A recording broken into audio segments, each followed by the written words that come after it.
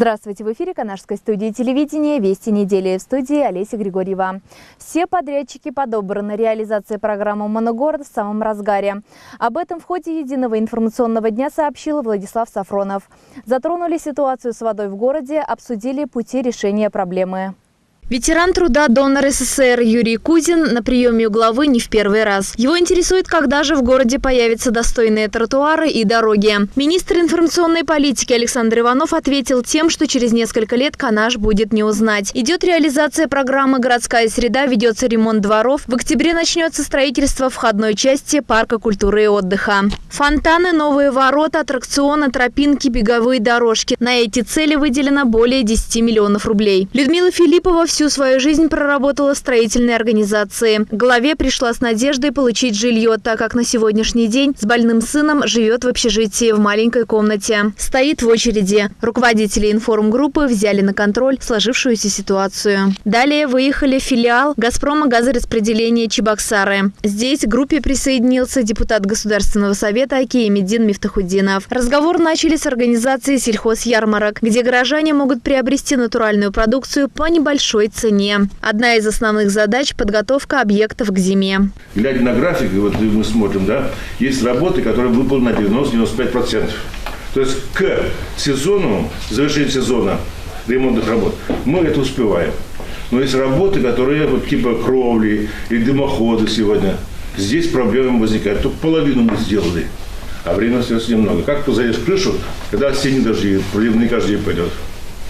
Поэтому у города есть проблемы, есть вопросы, поэтому взаимодействие с вами, с каждой организацией, чтобы вовремя были работы выполнены, договора подписаны, потому что бюджетные деньги используются строго по закону. К сожалению, город имеет задолженность около 1,5 миллиарда рублей по газу, по электроэнергии 600 миллионов, по тепловой 1 миллиард 600 миллионов рублей. Если жители и впредь будут копить долги, тепло в дома будет поставляться в ограниченных размерах. Но и вопрос по периодичному отсутствию воды в кранах не мог остаться без внимания. За прошлый год 248 случаев аварий по коммуникациям. Трубы старые, на замену необходимы миллионы. Сегодня ведется процедура оформления новой организации по обеспечению населения водой. Те тарифы, которые были установлены ранее, по словам главы, не могут закрыть все затраты. По воде вот вопрос решаем сейчас, но единственная просьба к вам, как жителям города, понять тот момент, что если мы тарифы оставим такие же,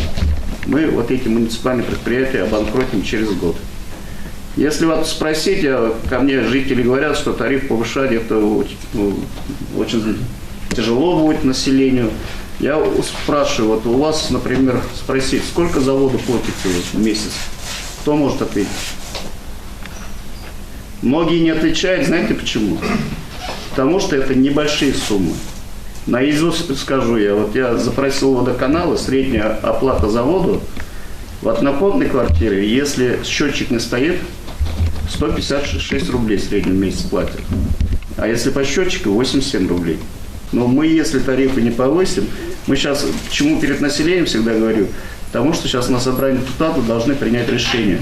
Вот в октябре месяце, потом уже Михаил Васильевич Игнатьев должен утвердить эти тарифы. Для сведения, в Ибересях 38 рублей уже давно, в Алатыре 32 рубля. То есть примерно в этих пределах мы должны повысить. В рамках реализации проекта формирования комфортной городской среды проводится ремонт в 4 дворах. Мы выехали на улицу Пушкина, дом 11. Здесь жители софинансировали 5% от стоимости, остальная сумма с федерального, республиканского и местного бюджетов. Двор по предварительным срокам должны сдать к 5 октября. Олеся Григорьева, Павел Шевченко, Вести.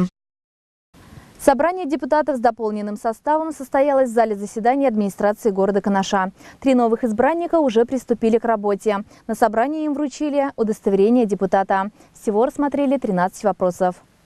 В самом начале заседания перед депутатами выступил имам Канашской мечети Наиль Галяудинов. Мечеть в городе работает с 1933 года. Ежедневно молятся здесь десятки мусульман. В здании могут поместиться 1000 верующих. Даже в самые большие праздники собираются не более 300 человек. В Канаше 12 мусульман организовали общество и желают построить культурно-просветительский центр мусульман. Без никакого совета, без благословений традиционных религиозных организаций.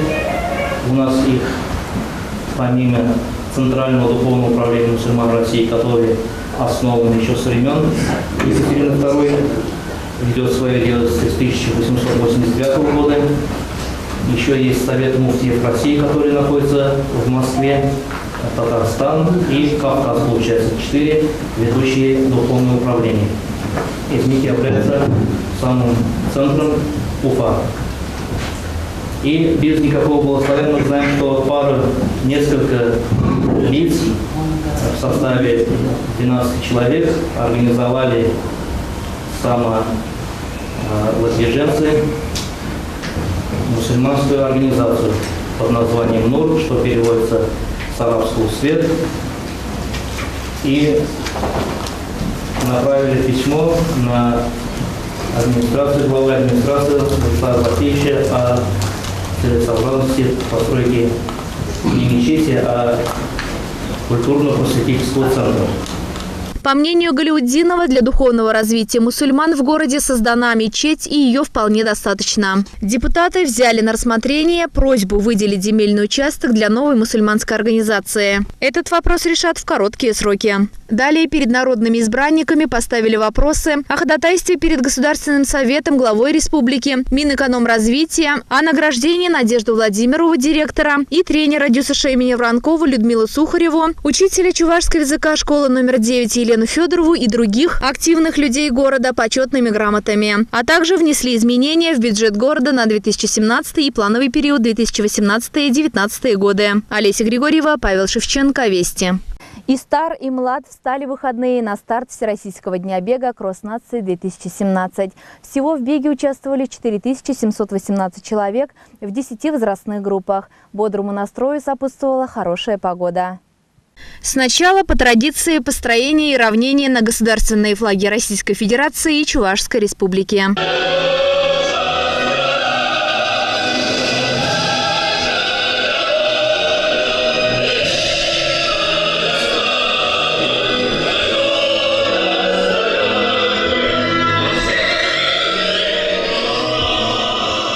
Участников бега приветствовал глава Владислав Сафронов. Пусть мы не профессиональные спортсмены, но каждый занимается физкультурой, укреплением своего здоровья. И 4700 канадцев сегодня присоединяются к этому спортивному празднику. 9-й раз проводится кросс наций, и участников становится все больше и больше. Сегодня проигравших не будет. Те, кто сюда вышли, уже победители. Сегодня вся Чувашия присоединилась ко всероссийскому бегу. За 9 лет кросс стал традиционным, и многие серьезно готовятся к старту и добиваются высоких результатов. Стартуем вместе, а финиширует каждый по способности. Именно вместе мы добиваемся успехов. Я еще раз от имени главы республики поздравляю вас с этим праздником. Желаю, чтобы действительно каждый был в команде. В команде наша сила. Мы сильны едиными. В основе развития города стоит здоровый образ жизни. Вся молодежь, детские сады, школы, колледжи, вуз, все организации, просто любители легкой атлетики вышли, чтобы телом отдохнуть, погодой насладиться. Солнце, воздух, движение – вот основа здорового образа жизни. В движении признак жизни. Вы молоды, красивы, вы будущее нашей страны. Мы вместе едины, и в этом наша сила. Вы наша надежда. Трасса в этом году непростая. Бег вокруг озера через препятствия. В нескольких местах пришлось бежать в гору. Было очень сложно, но я рада, что я прибежала первая. Удачи всем! Дима занимается легкой атлетикой уже несколько лет. Тренирует его отец Константин Миронов. И сегодня сына поддержала вся семья. Это наш бегун. Всех победим. Поздравляю. Там было несколько плохих виражей. Почки вон там были. Но пробежал нормально. Еще силы остались. Готов к труду и обороне. Участники испытали свои силы и в сдаче нормативов. 610 бегунов успешно выполнили нормы ГТО. Все победители удостоились медалей и дипломов. Олеся Григорьева, Павел Шевченко, Городской парк. Открытие новой веранды стало значимым событием для воспитанников социального приюта. Мечта осуществилась благодаря стараниям неравнодушных людей. Инициатором стала семья Кокоревых Виктора и Татьяны. Для добрых дел расстояние не помеха. Вот и в этом случае жители Москвы стали финансовыми помощниками постройки летней веранды. Двери Канашского социального приюта всегда открыты для новых начинаний. Вот и сегодня для открытия новой веранды собралось большое количество гостей. На празднике присутствовали старшее поколение Кокоревых Николай Алексеевич и Любовь Николаевна, которые достойно воспитали двоих детей. Виктор учился в 10-й школе города Канаша, получил достойное образование, ныне трудится в столице страны. Получил образование в Турции, учился за границей. Вот сейчас работает в турецкой фирме. Появилась мысль такая, помочь какому-нибудь приюту, какому-нибудь. Но решили все-таки, раз они из Канаша есть, раз они решили, что родному городу помочь. Приюту города Канаш. Просто у них такие мысли у самих возникли. Надо, чтобы все дети были счастливы, все дети получили частичку тепла какого-то, особенно если они этого лишены со стороны родителей, по каким-то обстоятельствам тяжелым семейным.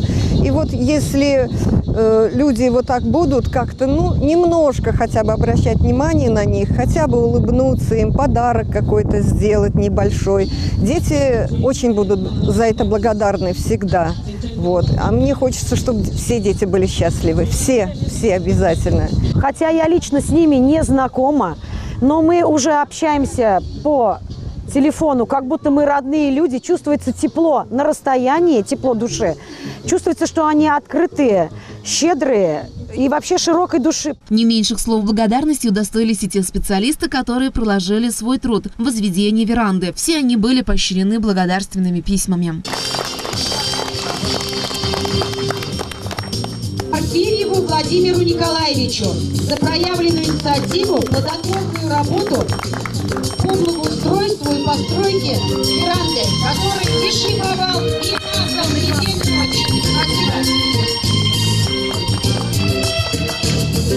С открытием нового объекта смело можно утверждать, что прогулки на свежем воздухе принесут детям только пользу. Раз уж спорт определяющий здоровье, новая беговая дорожка также не станет для детей лишним. Инвентарь для активного времяпрепровождения также пришелся им по душе. По сложившейся доброй традиции, люди, посещающие детский социальный приют, приносят разнообразные подарки. И этот день не стал исключением. В свое время мы сами были детьми, нам хотелось много внимания.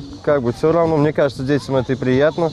То, что посещают. Хотелось бы, конечно, чтобы людей побольше приезжало, чтобы город не забывал о наших детках. Многие руководители хотят помочь и помогают. Когда у нас происходят праздники, у нас бывает и также и выпечка, как спонсорская помощь, и денежное финансирование тоже поступает к нам. Так что все руководители, к которым мы обращаемся, стараются оказать ту или иную помощь. Ирина Константинова, Евгений Назаров. Вести недели. На этом наш выпуск завершен. Удачной вам недели. До свидания.